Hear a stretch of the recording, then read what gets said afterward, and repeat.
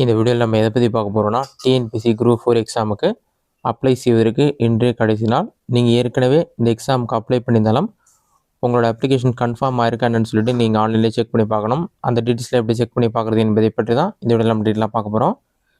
இதற்கு பார்த்தீங்கன்னா ஃபஸ்ட்டு உங்களோட மொபைலில் ஏதாவது ஒரு ப்ரௌசர் ஓப்பன் பண்ணிக்கிங்க. அதில் கூகுள் சர்ச்சில் போய்ட்டு டிஎன்பிஎஸ்சின்னு சொல்லி டைப் பண்ணுங்கள். அந்த மாதிரி நீங்கள் டைப் பண்ணி வைக்க கொடுங்க. ஃபஸ்ட் உடனே tnpsc.gov.in ஒரு வெப்சைட் ஷோ ஆகும். அந்த வெப்சைட் செலக்ட் பண்ணுங்கள். அந்த வெப்சைட் நீங்கள் செலக்ட் பண்ண ஒரு 5 செகண்ட்ஸ் லோட் ஆகும்.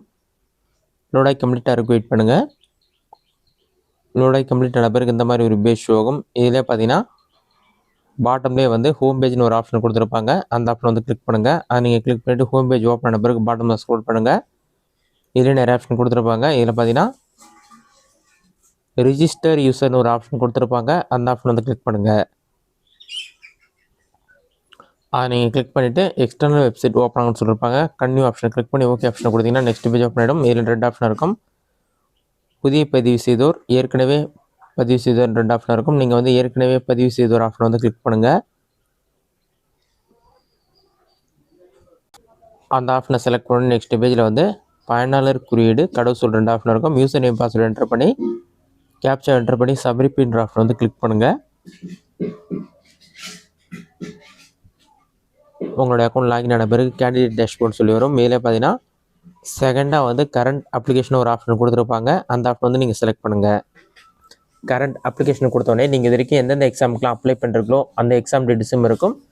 தற்போது நீங்கள் எந்த எக்ஸாமுக்கு அப்ளை பண்ணிருக்கீங்களோ அந்த எக்ஸாமுக்கான டீட்டெயில்ஸும் கொடுத்துருப்பாங்க. இதில் பார்த்தீங்கன்னா குரூப் 4க்கான application number, exam name, combine civil service examination group 4 சொல்லி மென்ஷன் பண்ணிவிட்டு அப்ளிகேஷன் வந்து க்ரீன் கலரில் கன்ஃபார்ம்டு வந்திருக்கு. இந்த மாதிரி கன்ஃபார்ம்டு வரணும். இது மட்டும் இல்லாமல் நீங்கள் அமௌண்ட் பே பண்ணிட்டீங்கன்னா பேடின்னு சொல்லிட்டு அதற்கான ரெஃபரன்ஸ் நம்பரும் கொடுத்துருப்பாங்க. இது ரெண்டுமே கரெக்டாக இருக்கான்னு செக் பண்ணி பார்த்துட்டு நீங்கள் ஃபில் பண்ண டீட்டெயில்ஸ்லாம் கரெக்டாக இருக்கான்னு செக் பண்ணுறதுக்கு வியூன்னு ஒரு ஆப்ஷன் கொடுத்துருப்பாங்க.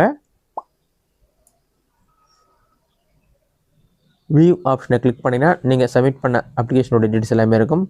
ஸ்க்ரோல் பண்ணிங்கன்னா கியூஆர் கோடு, உங்களுடைய ஃபோட்டோ, உங்களோட நேம், நீங்கள் குரூப் 4க்கு எக்ஸாமுக்கு அப்ளை பண்ணும்போது என்னென்ன டீட்டெயில்ஸ்லாம் செலக்ட் பண்ணீங்களோ எல்லா டீட்டெயில்ஸுமே இருக்கும்.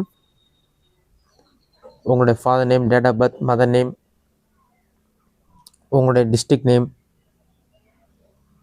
உங்களோட nationality, religion, community certificate number, next communication details சொல்லிட்டு அட்ரஸ் டீட்டெயில்ஸ் எல்லாமே கொடுத்துருப்பாங்க. நீங்கள் ஃபில் பண்ண டீட்டெயில்ஸ் தான் எல்லாமே இருக்கும். இதெல்லாம் கரெக்டாக இருக்கணும் ஒரு செக் பண்ணி பார்த்துக்குங்க.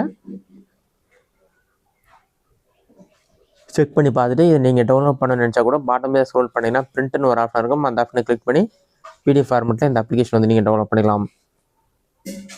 இந்த வீடியோ உங்களுக்கு யூஸ்ஃபுல்லாக நினைக்கிறேன். இந்த வீடியோ பிடிச்சிருந்தா லைக் பண்ணுங்கள். வேறு டவுட் இருந்தால் கமெண்ட் பாக்ஸில் கமெண்ட் பண்ணுங்கள்.